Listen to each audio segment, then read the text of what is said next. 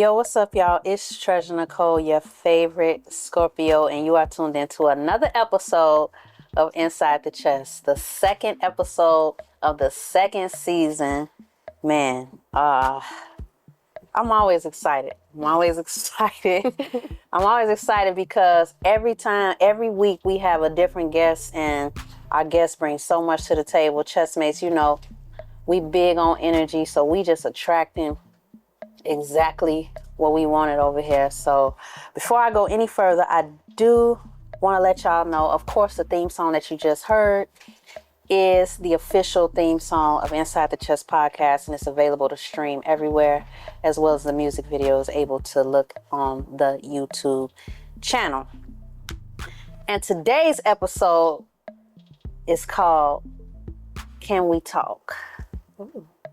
Right now, I know you're wondering, who is this sitting next to me? Who is this beautiful goddess sitting next to me right now? Right now, we got the media woman of the Midwest. Okay. So I heard. But go ahead and introduce yourself, Queen. Yes. What's up, y'all? It is Robin E., your media girl, checking in live in effect. I'm super happy to be here. Yeah. And, you know, I was kind of, if you all have watched my past episodes, you know, I kind of name my episodes after R&B titles, all of them. I kind of try to stay consistent with that because y'all know I'm an R&B singer. And, you know, I got to somehow lick that music in at all times. And Can We Talk? We know that's a classic Tevin Campbell record, right? Thanks. You like that song? Yes. Yeah, everybody like that song. Mm-hmm. Even when, like, I sing it at different performances, I mean, they sing it for me. So I just be happy when I can engage a crowd in that way. It's crazy because I was going in between two titles. I was going in between the Jodeci, Come and Talk to Me. Oh. You know, I love Jodeci, real sexy, real gangster shit. Ooh. And then, you know, I said, nah, you know, I'm going to go ahead and go to the smooth route, you know, Tevin Campbell, kind of, because we don't know where we're going to go with this episode. It might be PG-13. It might be, depending on what you say. Okay. Not depending on me. Because I'm going to keep it, you know, I'm going to keep it for the people, you know, but whatever it is that comes out today, it's going to be the right thing and the right way. You are a fan of R&B though, right? Oh, yes. R&B baby all day. What's your favorite R&B song? Ooh. Well, Yeah, a couple. I do. That's a hard question. You know what I'm saying? It's a nice list of R&B songs. What's the last R&B song you listened to? You was in your car today, right? Oh, I was. Mm-hmm. Okay. The last R&B song I listened to was probably some Maxwell. Ooh. Ascension. That was probably the last R&B song I listened to. They don't know nothing about that. They don't. Jeez. And that Tiny Desk just came out too. Yep. So. And I gotta watch. It's in my watch later. Listen. Woman's Work is one of my all-time favorite R&B songs. It's such a deep meaning. It's every time I hear it, I just be like, you know, so I really loved it from Love and Basketball, though. True. That was like the first place a lot of people our age. 7 years old hearing that, I didn't know what I was at, because Love and Basketball came out, 2000? Yeah. I'm a 90s baby. I had about 6 or 7 when that came out. It's crazy.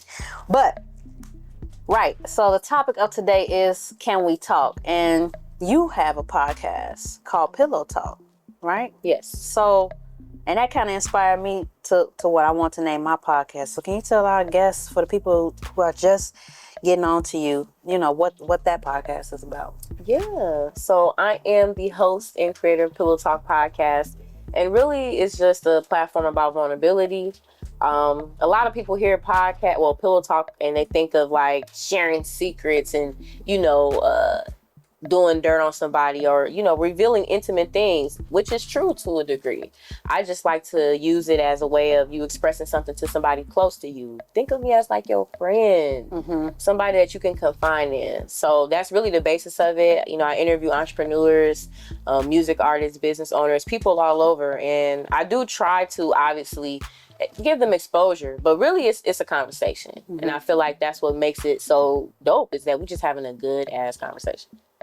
And you know, I had just me being me. I had looked up the Google definition of pillow talk because I wanted to know what made you name it that. You know, like you said, when people think of pillow talk, they think of intimate conversations. I know when I first came on your podcast, because this is not the first time we're interacting. I mean, a handful of times, right? And I consider you definitely, I just respect you. I respect your work and everything. So when I looked up pillow talk, it said an intimate conversation.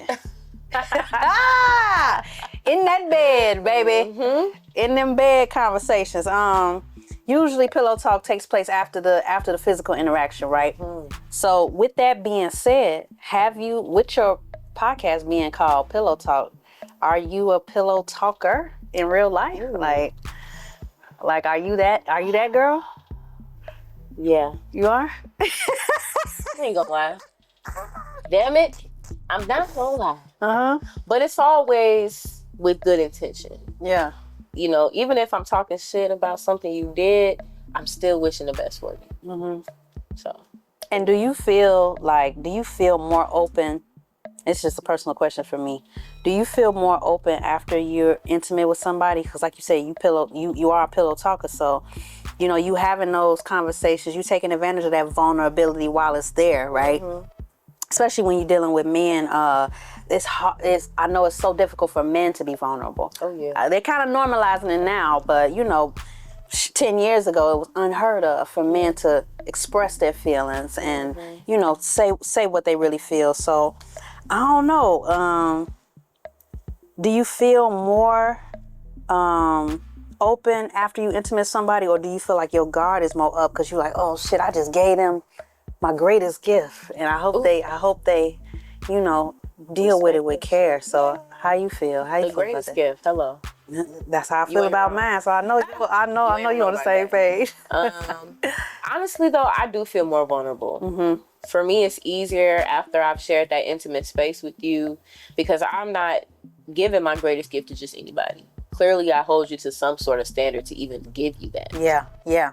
So the vulnerability definitely comes for me. Yeah. And do you expect your partner to be as vulnerable as you in those situations, or do you just expect them to listen? Listen. Yeah. Yeah, I don't expect you to be vulnerable. Everybody is vulnerable different. People have triggers. People move a certain way. You ain't got to feel like that, but you need to be open to listen and receive, you know, what I'm saying. Don't just ignore it just because you're not vulnerable in the moment. Yeah. And I've seen so many of your guests come on your show, and it's almost like once they sit in front of you, they get so comfortable. So I know it's something about you that kind of brings that out of them. So how did you build that confidence to say, okay, I can sit in front of anybody and I can make them feel comfortable? I don't know. I mean, I feel like for me growing up, like I've always had like different types of friends. I've never just been like a one type of friend or hanging out with people that are exactly like me. Like I've always had a lot of people that knew me, but I like different people. I like perspective. So I feel like that's a big interest for me when somebody is sitting next to me and they're talking to me. I'm listening to you because I just genuinely want to hear where you're coming from. Even if I don't agree with it, okay, let me just hear why you feel like you feel that way, why you want to do that. So I think it's just the openness for me to just respect perspective. You know, it just allows me, to feel confident. I'm not going to be offended, you know, if you don't agree with what I'm saying. It's cool.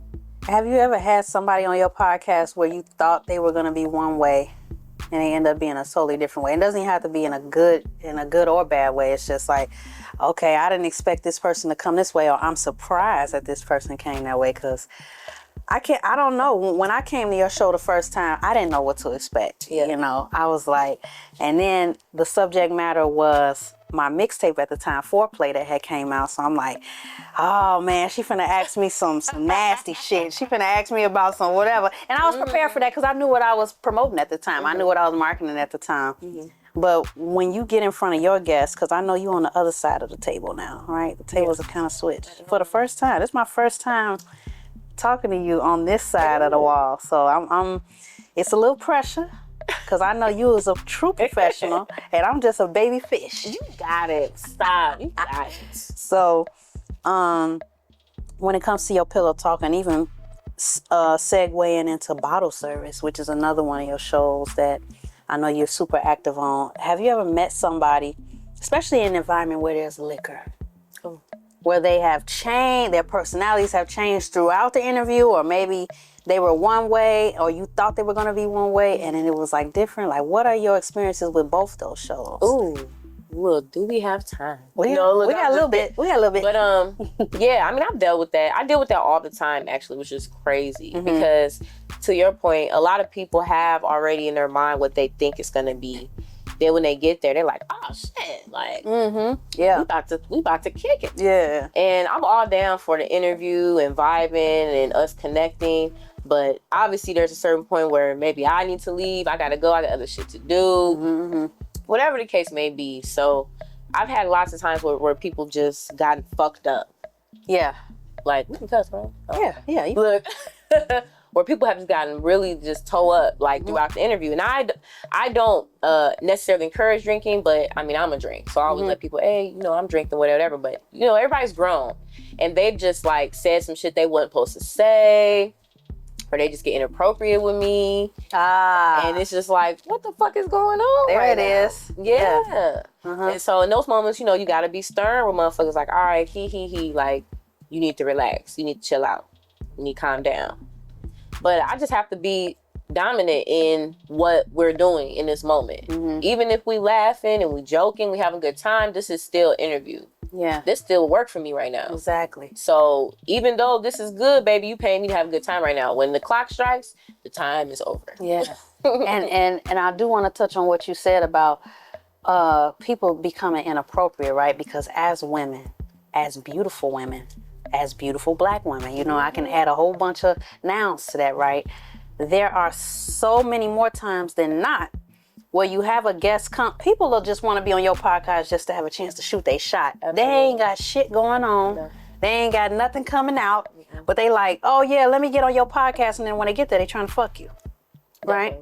So, oh God, don't we know it? So with that, and this is where I want to transition into bottle service, right? Because on Pillow Talk, you've had men come on Pillow Talk. One thing that I haven't had yet, I have yet to have a male guest, not on my old podcast or my new one. So I look forward to seeing what that dynamic is going to be like. But I think I've kept it women for so long because I just want to keep the the authenticity of it. You know, when you come here, you're going to figure out how a female thinks one way or the other. It won't be combative. It won't be a me versus you type of thing. It's gonna be we girls. It's like having a fucking camera in the girls' locker room and just hearing what's being said, right? But with bottle service, I was a guest also on bottle service as well. Yes, you were. And y'all asses had the bottles. Too many. And it wasn't for decoration. Y'all was popping them. And I was just like, oh Lord, I got an hour drive, God. I don't know if I should do this. But once I began talking with you ladies and everything, I just felt right at home, right? And when it comes to bottle service, how did you transition from that to Pillow Talk? Like, what made you say, okay, I'm gonna have two shows, but I'm gonna make them uniquely different? Yeah, facts. Well, first off, definitely shout out to bottle service. Hey, my cup empty right now. I drank it all. It's a beautiful day to have a fucking drink. Yeah. Hey, I know that's right. That's my man. But that's a good question actually, because a lot more people have been inquiring about bottle service. Like a lot of people thought like I wasn't really a part of it, and it was just like using my likeness. I'm like, why would they do that? Okay. But I'm really a part of the show, and for me, it was really Bibbs. Shout out to Bel Air Bibbs. He has been like a fan of just Pillow Talk for a long time. So he just used to support me as I was by myself. And he was like, man, you know, I want to work with you. Yeah. And I just like when men are able to be honest. Like, you doing it, I like what you're doing, I want to work with you. Fuck all the bullshit. Like, let's work together. And I really respected that because he never came at me on no thirsty shit. It was never like that. He basically giving me the timeline of everything I done did throughout my shit. So I'm like, damn, he really fucked with me. Yeah. So I respected that. And from that point, he brought me on and he was like, I want you to really be a part of it. Like, have a voice in it, do the structure, like, this our shit. And I feel like that's a big deal in this industry with men and women, for men to be able to piece stuff off with women or give women control to a certain extent. Yes. Off top. You know what I'm saying? This is from the ground up we doing right now. So it's like, to have already that type of trust, yeah, we lit, you know? And I feel like it's important for me to be personable on all levels. Pillow talk is, again, more of that intimate. But bottle service is unhinged. Like, I'm still human. You know, at the end of the day, I'm still a woman at the end of the day. Like, I still go through shit too. So I feel like that was a good opportunity for me to also do that. And then when we talk about bottle service, and like I said, y'all pop them bottles, right? And naturally, a liquid courage is adapted inside those episodes. I know. I feel like I carry my liquor slightly well, but that's because I babysit. I ain't fake drinking, but I'm babysitting. I'm sipping. That's okay. And you know, I don't know, because I'm not a drinker, because I'm not a big drinker, I like to kind of like pace myself. But I know when it comes to once you get them shots in you, or whatever the case may be, you start to feel more open vocally and mentally. And I want to know, as far as, and I want to engage my chest mates, because, you know, I call my listeners my chest mates. Yeah, I want them to, yeah, you know, I want them to really know. I always let them know that this is not just my show, it's all of our shows. So when it comes to like the comments and the DMs, I read them and I take them into consideration going into the next week. Yes.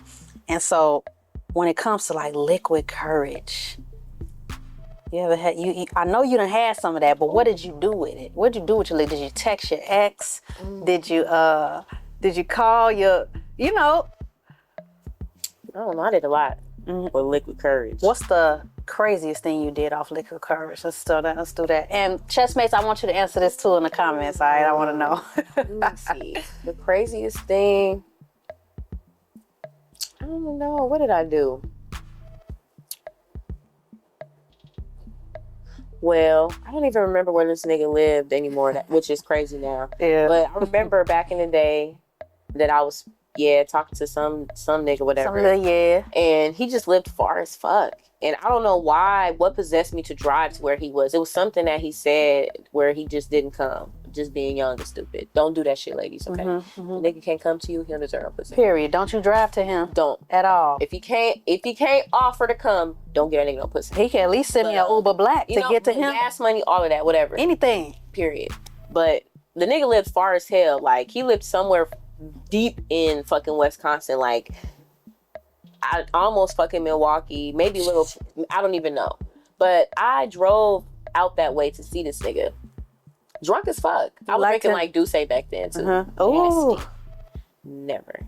But it was just a drunk night, and that was just a journey and a mission. And I mean, it was worth it at the end. I made it there safe, obviously, and I got what I needed. Sex had to be good, baby. It was amazing. Okay. It was, so I guess, almost life changing. Not woo, directly, but almost. But I don't even fuck with the nigga no more. So no, it wasn't. Not at all. I take my time and my gas money back. And the cootie cat, baby. And the cootie cat. Yeah, you know, liquid courage will travel that distance. Will, like you said, ladies, if he can't send you an Uber Black, or at least some gas money to get you where you going there and back. All of it, exactly, all of it. Because if I'm driving a truck, don't you send me no $10. That ain't doing shit. You know what I drive. One way, he only pay one way, y'all. Never again. So don't play. So yeah, so I definitely get that. Don't get me started, girl. I'm so hard on men. And it's not in a way that, oh, he ain't shit. He ain't. It's not that. It's not the beating down of men, because it's the. I just feel like I think so highly of myself that if you, as a man, don't think equally the way I think of myself, then we are not aligned, and that's just the bottom line, right? That's the real shit. So that's kind of how I feel. But we're gonna let the chest mates tell us what they done did off some liquid courage, because I know y'all done had some liquor, and I know some shit done happened. You done sent a text out. You done pulled up on somebody before. Something done happened. So I'm gonna give y'all a chance to, you know, think about that and tell me what it is that you did. And y'all know what? we're going to take a quick commercial break, right? We're going to take a quick commercial break, look in the mirror, just do what girls do, just for a little bit. And when we come back, I got a game for you. Oh, damn. Okay. Oh, yeah, I got I'm a game ready. for you. I got a game. We came up with a game. And we definitely going to explain it when we come back after these messages on Inside the Chest, y'all. Yo, what's going on, y'all? It's Treasur Necole, your favorite Scorpio, and we are here shooting the video to earn it. I got so many great people in the building. As y'all already know, we attract the right energies, top tier. We got a single, a video, an album coming for y'all. It's going to be great. And as y'all already know, we being jams. Let's go. Welcome back, y'all. We are back Inside the Chest podcast with my beautiful guest, Robin. Now, Robin, is it Robin Yvette or is it just Robin? Because, I've known you long enough, but I've only called you Robin. But how do you like to be called on camera? Robin E. Robin E. Got you. It's Robin E. Robin E. Robin with 2 N's, right? I mean, on Instagram, the only reason I put 2 B's because Robin E with 1 B was taken. And yeah. I was like, who the fuck is this? Right. Lame. And you looked, it was a motherfucking 78 followers. Lame. So I couldn't even do it. So I had to add the extra B. So I don't mind if people do ROBBINE, but it's just really Robin E. Okay. Dope. Well, if you all are just tuning in, we have the award-winning, and we're going to get to that as well, the award-winning podcast host, Robin E. in the building. Before we get into more personal time with you, because I definitely, even though I've been working with you since I met you, I did still do some research just out of respect, just to see what you got going on, so I can be on point. But before we do that, I got a game. It's called Trash or Treasure. Ooh. Yeah. I like that. You like that? I like that. So it's based off of the famous quote, "One man's trash is another man's treasure." Also a play on my name, of course. I'm gonna name random things. I can name something just as simple as ice cream, and you could tell me trash, you ain't fucking with that, or treasure, you do fuck with that. So it's just that simple. But since I got the Pillow Talk cast host, I gotta make it a little spicy. Oh Lord. Yeah. Right. Okay. So, trash or treasure? Phone sex. Because if you like pillow talk, right? We know it's a little bit of that going on, right? Well, we in the era of FaceTime, so I'm going to say FaceTime treasure. sex. I'm going to say treasure. It's FaceTime? Hell yeah. What's FaceTime sex like? Is that more show? I feel like with FaceTime sex, you got to show more. Yeah, you can prop that thing up. It's like OnlyFans without the barriers. Without the, It's very, up close, intimate. You're going to see everything that you need to see. Y'all got Robin acting bad on Inside the Chest podcast, man. That's crazy. Okay, so she gonna treasure the phone sex. Okay. Now I do want to break this down a little bit. Marriage, because we in our 30s, and let me tell you something about being in your 30s. When I turned 30 last year, it was such a I felt like I had an awakening. I felt like I was a whole nother, like I can look at myself in the 20s and be okay with my mistakes, be okay with the decisions I made, forgive myself. Yeah. Right? You watching these TV shows and you watching social media and they're saying, by 30 you need to have kids, you need to be married, you need to have a stable job. But in this day and age, it's just totally different, right? So what you treasure in marriage or you trash in marriage? How you feeling about marriage? That's true, though. I think, like, as far as getting in your 30s, I turned 31 this year, and I was like, everybody was just in my uterus and in my cervix, and I was like, get out my shit, because it's not yours. Yeah. It's mine. And it's a lot of pressure to find somebody now, but I still do treasure marriage. I feel like, you got to find somebody that's about your pace. Law of attraction, you attract what you put out. So put out the right energy to attract the right energy too. And I think that can grow and develop into marriage. I still treasure marriage. Everybody in my family's married. As far as my older generations, I still uphold to that. I still want to be a homemaker despite me being a career woman. Like I cook and shit. Okay. I bake. Like I still like to do that. Let's go. So that's still up there for me. So it's two things I'm learning how to do right now. And I waited way too late, right? That's because I was spoiled my whole life, though. Nobody ever... I was like, Ma, you need to teach me how to be a wife. Marriage, I do still treasure marriage myself because even though I was brought up in a household where it was a broken household, it ended up being... it still started off as such a beautiful thing, right? So... Definitely. Okay, so we treasure phone sex and we treasure in marriage. Y'all heard it right here, right? That's a good man. That's a good wife. And our last one, because I always got to give you three. And it kind of goes into marriage and the pressure of society, but that motherhood. What do you think about motherhood? So what do you think about kids and the rush that they give women? No, I treasure that as well. Yeah. I love kids, for one. But I think, again, that goes into your preservation of yourself. I feel like really in your 20s is when you should start becoming ritually, better as far as things to just expand your life. But when you get in your early 30s, if you preserve your body and your spirit and your mind and things like that, I don't think it's nothing wrong with waiting. Obviously, I don't want to be 45 having no baby. You don't want to do the Halle Berry, 41, right? I'm straight on that. I'm straight on that. But I think, like, if I had a baby at 35, I would be okay. Honestly. 33, 34, 35, I think that's the perfect age. I think I'll be okay. Yeah, why not? And I'm going to look like this forever, so don't you worry about if I'm going to look old or not. Come on now. I'm at the Paratisha conference, drip. Come on now. What's up? What my baby do? What they do? What my baby do? You a lie. So, yeah, you lying.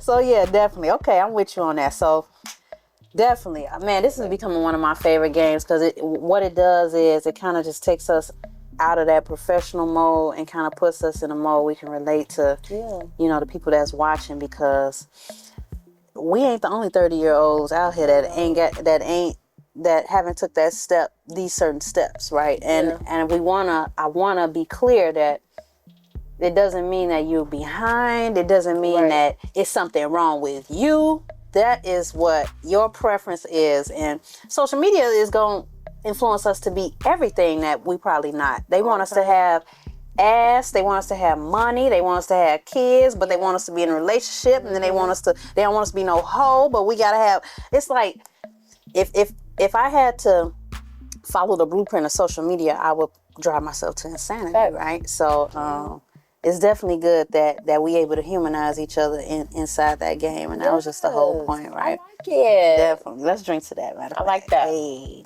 Okay, look, bottle service influencing me. She is. So let's get into you. Get into you though as a person, right? Because this is Inside the Chest, so I always like to get into the heart of a person. When I did my research on you, I saw that you were a music blogger, but it's so unique because you don't sing, right? And you don't rap. But you have such a knowledge and a love for music. So where did that come from? Yeah, I mean, I think my parents, my dad, my parents are older. They're like pushing 70s. So I grew up listening to a variety of music, Carole King, Temptations, Band America. I mean, just a variety. So I think in order for you to really be good at music and understanding music, you have to love all genres. Maybe not necessarily everyone, but you have to have a fluent, category. Like you have to be able to vibe out and understand melodies and hooks and rhymes and, just how everything flows. But I give it to my parents. Like the old people, baby, they know. They know some good stuff, right? And then when it comes, when you blog on musicians, is it only the musicians that you like, or is it more of a pay by print service rather? Both, actually. Since I do branding and I'm a platform, I try to help a lot of up and coming artists even just get an opportunity to be a brand. Doing press kits, doing their first publications, that helps you build credibility. That helps you become real, in the media world. Absolutely. So on that side, yeah, you can pay me to help you, get to where you need to be. But if there's an artist I like, if you just sending me shit and you like, yeah, write about my shit, if I fuck with it, I'm gonna write it. I'm gonna write about it. Mm-hmm. If I really genuinely rock with it, I'm gonna fuck with it and write about it and give my honest opinion on it. I'm definitely gonna do that. Okay. And then even going past that with writing about musicians and then being in a place where you're actually hosting events where there are musicians and poets, because there is an open mic that you host as well, right? Yes. As far as poetry. Yes. Talk about that with the people. Definitely got to give a shout out to Coffee, Hip Hop, and Mental Health, an amazing nonprofit that I work for out in Chicago. 1051 West Belmont is the Normalized Therapy Cafe. Every last Sunday of the month, we host an open mic for the poets and the poets only. So it's dedicated to strictly poetry. No instrumentals, nothing. And for me, it's just important to have that diversity. I'm used to hosting a lot of events with music artists, obviously, and sometimes it gets redundant. Yeah. So I feel like when you have that ability to go to an open mic and you hear people's words and expressions, that kind of re-inspires you to listen to music again or listen to a song again that maybe you wasn't listening to with your first ear the first time. And do you know poetry is like my first love? So a lot of people assume that music was my first love, but I had my uncles and my father and everything. They all were poets, and so I definitely want to come to your poetry night for sure. Yes, for sure. And one important thing that I do want to talk about, segueing into that, is the award that you won. I was there in person. When she won that award, I was there to be able to soak in all that beautiful glow when you accepted your award. Oh, man. And it's like, it was so many people in the room. Yeah, it was. 312 was packed. It was busting. It was hot. Yeah. I was hot that day. Yeah. You okay? It was hot as hell. But it was so good to just see a friend up there and just knowing that it's possible. Like, it was like a Chicago reunion. It was, though. So how was that for you, winning an award? Did that kind of solidify you? Like, oh yeah, I can't stop. Man, yeah, it was great. I mean, I loved it. I still, get people this day like, man, I voted for you. And I'm like, damn, that's crazy. I voted for you too.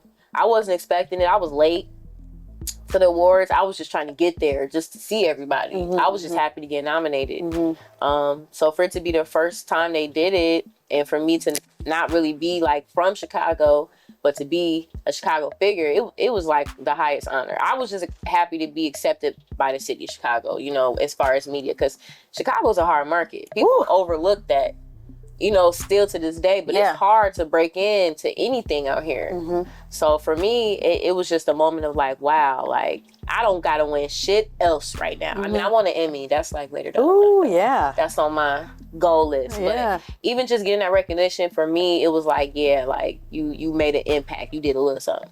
And now they have so many like podcast awards and things like that, because podcasting has become one of the, I watch more podcasts than I do movies and TV, like, and it's expanded to such a large market, and I can say that you're definitely holding it down in that area, and that's why I kind of just named this episode "Can We Talk?" because we literally are talking about everything, because we're not just in one lane, we everywhere, right? So it's not a really like it's not, okay, we're going to stick to this, we're going to talk about this. Like, when you are octopus in this industry, meaning you do 7-8 things, it's like, you have to touch on everything. Okay. So I definitely, this person right here, this queen right here, I want y'all to check out her Pillow Talk podcast, also her Bottle Service podcast. Yes. But we're going to get into the spiritual.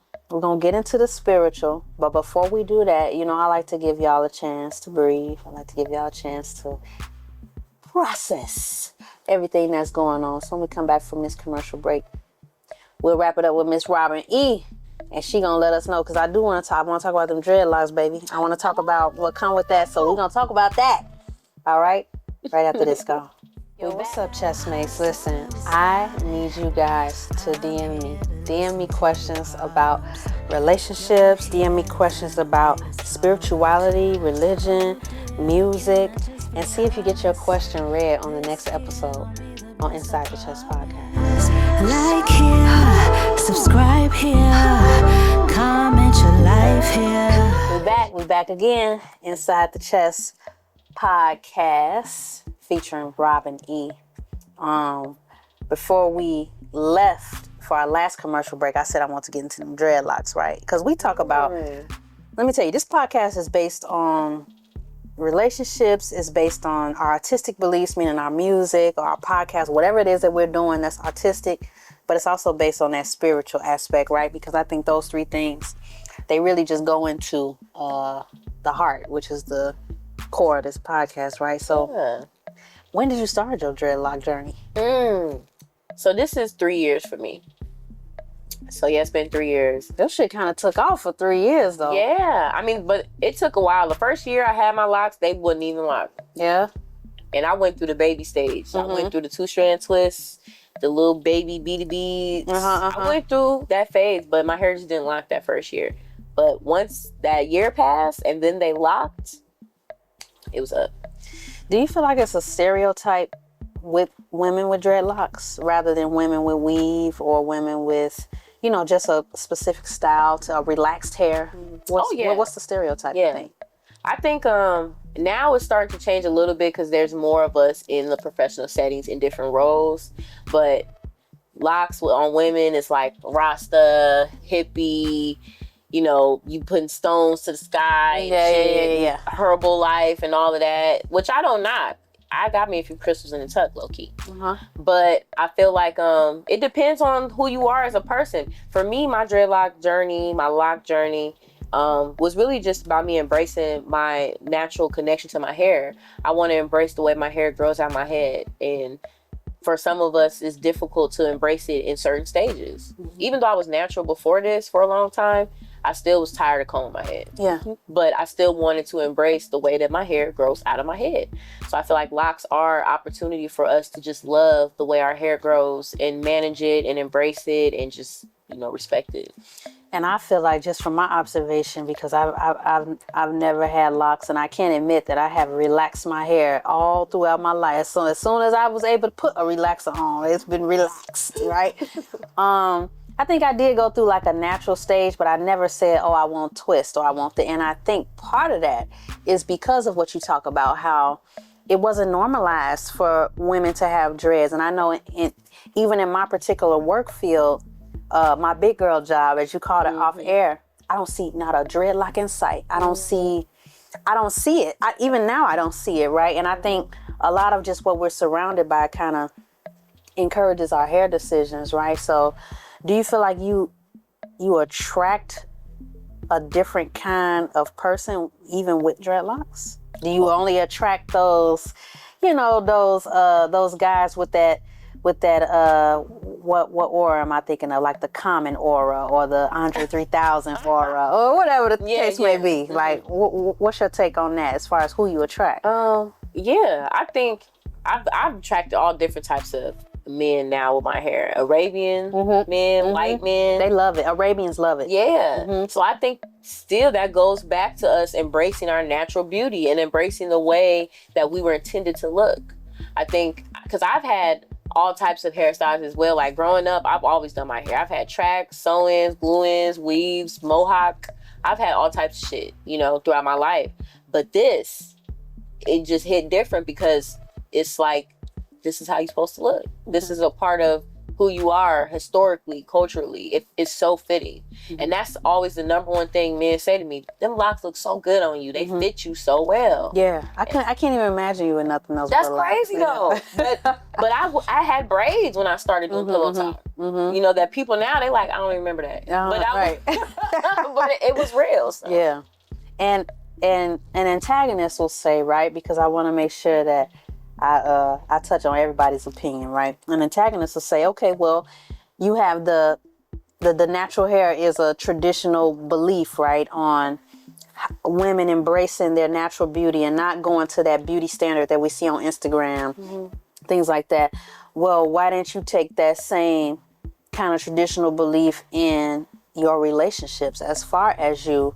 Because if we look, we know as women, we start having kids as early as our teens.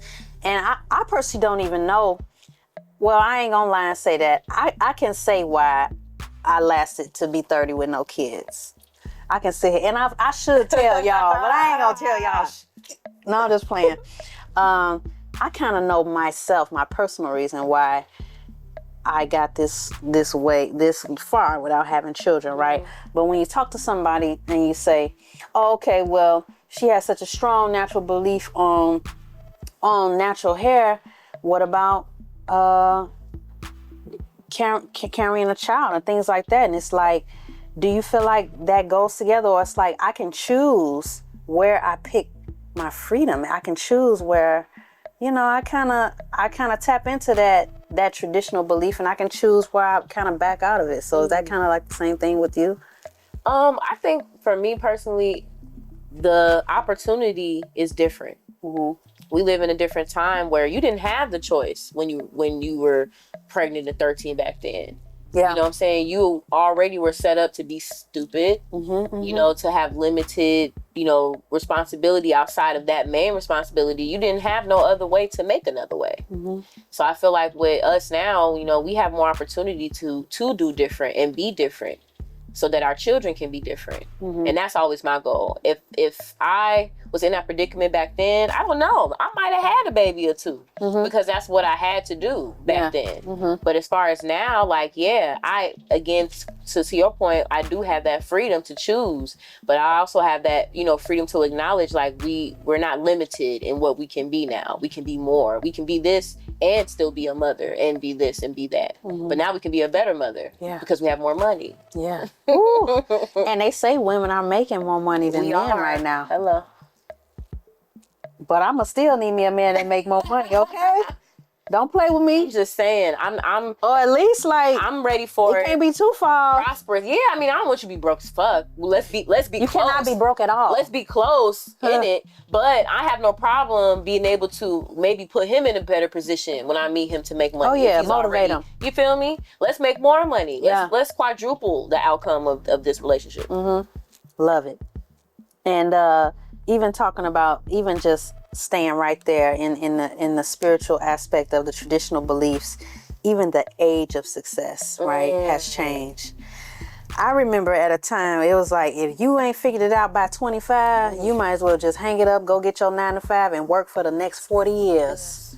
But now we're not getting to our prime until our mid 30s. We're not seeing no real money until, and I don't know if I'm wrong about this, but I think Jay-Z wasn't a billionaire until his late 40s, right. Early, you know, I think he's in his early 50s now, but these, and he came out Reasonable Doubt when he was 26. So he already changed the narrative on, okay, no, I didn't know shit in my early 20s. I didn't know nothing when I was a teenager. And so do you feel any of that pressure when it comes to, shit, I'm in my early 30s, I need to make this happen in the next 4 years, or I might as well just hang it up? Do you feel that pressure as a woman, or as a woman in her 30s? No. And right, to your point, I used to love Oprah for one. Now she a little... But I loved Oprah's story. I think that she has one of the most powerful stories as far as success ever, man or woman. Absolutely. And a lot of her greatest moments happened in her 30s. And I feel like your 20s, you're still learning who you are as a person. You don't even know who you are at 25 still. It don't matter if you went to college, you did this, you did that. When you're 25, you still don't fucking know who you are. I definitely went to college, graduated, did the 9 to 5 for a couple years, and I quit that shit because I was depressed as fuck, which a lot of us don't really understand because we still learning who we are in our 20s. I didn't know I was depressed until I started doing creative shit, and I was like, oh, fuck, I need to figure out how I can do this full time because I'm not depressed anymore. Yeah, that's so true. And you a Pisces. We had a Pisces sitting on the couch. Now, we had a Taurus last week. Y'all remember. And now we got so we had a bull, and now we got a, not just any fish. Not just any fish. The best fish. That like the Nemo, like the Nemo of, you know. So when it comes to like signs and things like that, do you take that into consideration when you're in a relationship with somebody? You do? I do. I don't live by it, but I do take it into consideration. So who do you feel yourself gelling with the most in your experience? Cancer. Yeah, them emotional ass people. They are. Jesus. But I love Cancer because they wear their heart on their sleeve. And Pisces, we wear our heart on our sleeve too. Even when the heart might be covered a little bit. Check me out.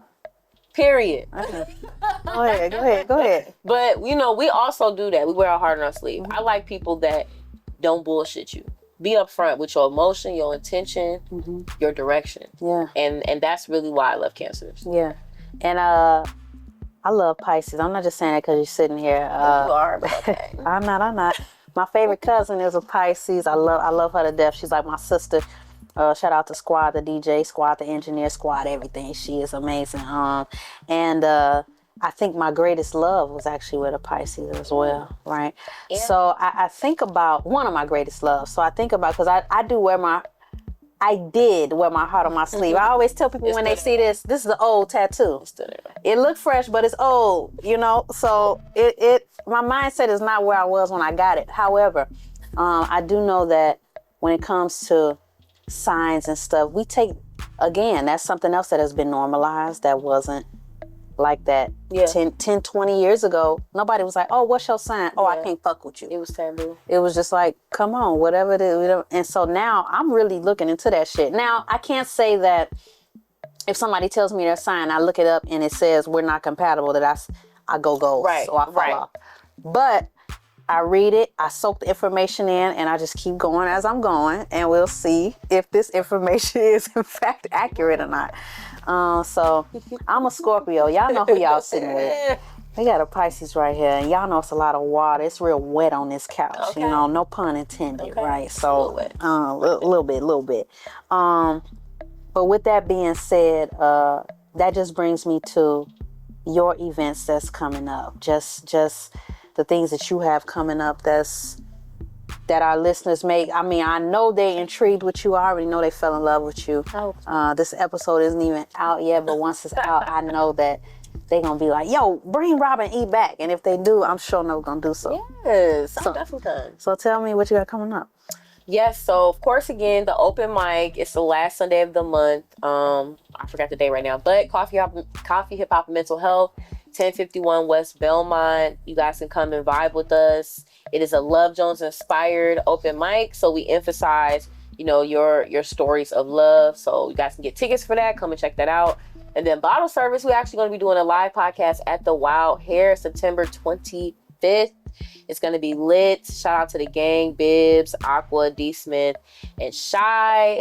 It's going to be a vibe. I'm excited about that. If you're interested in possibly being a performer or just coming out to support us, tap in with us. I'll be putting out some more information about that. I got my flyers and everything.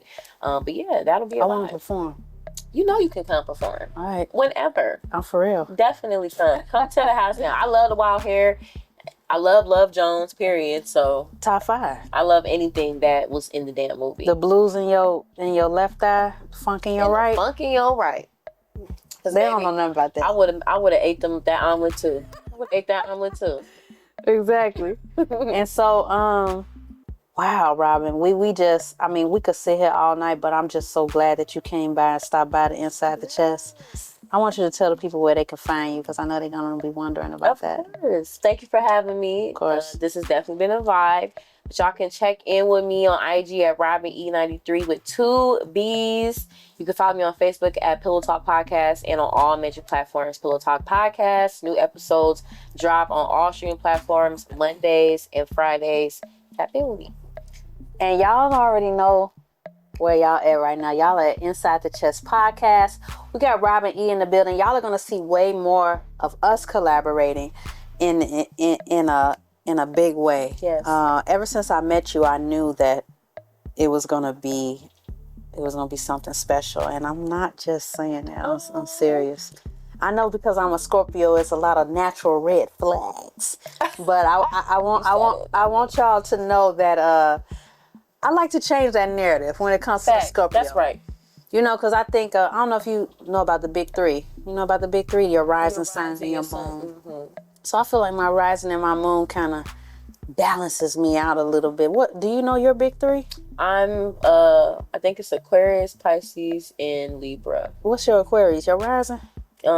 Yes. I love it. Pisces. Yeah, I love it. I love it. Which is right, and I don't know what that means, but as far as how I act like an Aquarius sometimes, I don't know what that. So your rising sign is kind of who you grow to be. Oh, okay. It's kind of who you grow to be. Your sun sign is kind of who you naturally are, who you're born as. Before the world shifts your judgment, that's who you are at the core. Your rising sign is who you grow to be as an adult. And I think your moon sign, if I'm not mistaken, that's just don't give me the line. I'll know what the moon sign is for. I know I'm a Gemini rising, which is why I'm so out of my mind, right? Because I'm a secret psychopath, right? And then I'm a Sagittarius moon, so I think that kind of balances me out, that Sagittarius. But like 6 out of 10 of my houses are Scorpio, so I do know that I do bring that Scorpio vibe most of the time. You know, and you got the eye contact, you got the aura, and so I appreciate, I know you guys can feel that chemistry on here, but that's because I fuck with her, and I'm gonna always fuck with her. When me and Mo do our podcast tour, you'll definitely see Robin E on the ticket. Shout out to 290. And we're gonna do it big. Shout out to 290. Y'all already know where we at, the house, and where we pay our respects at. So, yep, this is Inside the Chest Podcast. Another episode in the books, y'all. I appreciate y'all for coming. I appreciate you, Robin. Thank you. Thank you so much. And we'll see y'all next week.